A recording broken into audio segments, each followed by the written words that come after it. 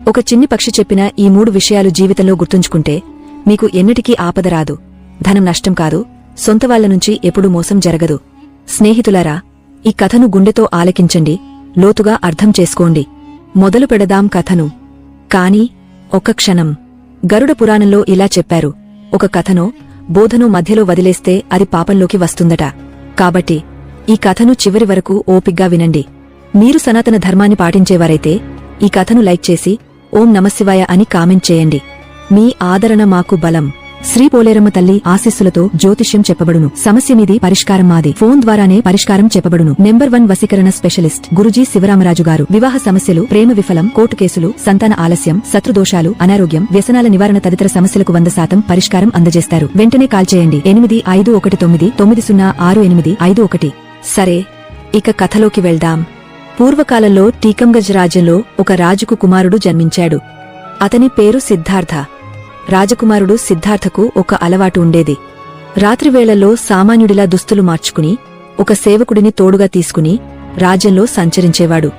ఊరిలో జరిగే ప్రతి సంఘటనను గమనించి దాని గురించి లోతుగా ఆలోచించేవాడు. సిద్ధార్థ తండ్రి వయస్సు మీదపడి చాలా వృద్ధుడైపోయాడు. ఒకరోజు ఆయన మరణించారు. ఆ తర్వాత సిద్ధార్థనే రాజుగా పట్టాభిషేకం చేశారు. రాజైనా కూడా సిద్ధార్థ తన రాత్రి సంచారాలను ఆపలేదు.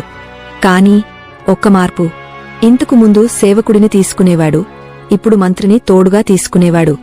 ఒకరోజు రాజు సిద్ధార్థ మంత్రితో కలిసి సామాన్య దుస్తుల్లో ఊరిలో తిరుగుతున్నాడు. ఒక గల్లీలోంచి వెళ్తుండగా ఒక ఇంట్లోంచి కొన్ని స్త్రీలు మాట్లాడుకుంటున్న స్వరాలు వినిపించాయి.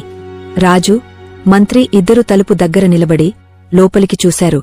అక్కడ 3 అందమైన యువతులు మాట్లాడుకుంటున్నారు. వాళ్ల మాటల నుంచి అర్థమైంది, వాళ్ళు 3 సోదరీమణులు. ఒకరి ఇష్టాల గురించి ఒకరు చర్చించుకుంటున్నారు. పెద్దమ్మాయి ఇలా అంది, అక్కడు నాకు రుచికరమైన భోజనం తినడం చాలా ఇష్టం. నేనైతే రాజు వంటమనిషితో పెళ్లి చేసుకుంటా, రోజూ రుచిరుచిగా తినొచ్చు. మధ్యమాయి అంది, అక్కడు నేనైతే రాజు దగ్గర పెద్ద అధికారితో పెళ్లి చేసుకోవాలనుకుంటా. రాజుమంత్రి, సేనాధిపతి లేదా కోటవాళ్లతో పెళ్లైతే నేను నన్ను ధన్యురాలిగా భావిస్తా. చిన్నమ్మాయి వాళ్ల మాటలు విని నిశ్శబ్దంగా కూర్చుంది. అప్పుడు పెద్ద, మధ్య సోదరీమణులు చిన్నమ్మాయిని అడిగారు, అక్కడు నీవు ఎందుకు మౌనంగా ఉన్నావు? నీ ఇష్టమేంటో చెప్పు. చిన్నమ్మాయి ఇలా అంది, అక్కలు, నాకు సేవకులతో చాకరీలతో పనిలేదు. నేనైతే రాజుతోనే పెళ్లి చేసుకుంటా. అప్పుడు మీ ఇద్దరి భర్తలపై నేను ఆజ్ఞలు జారీ చేయగలను. నాకు రాజుతో ఒక కుమారుడు పుట్టాలని కోరు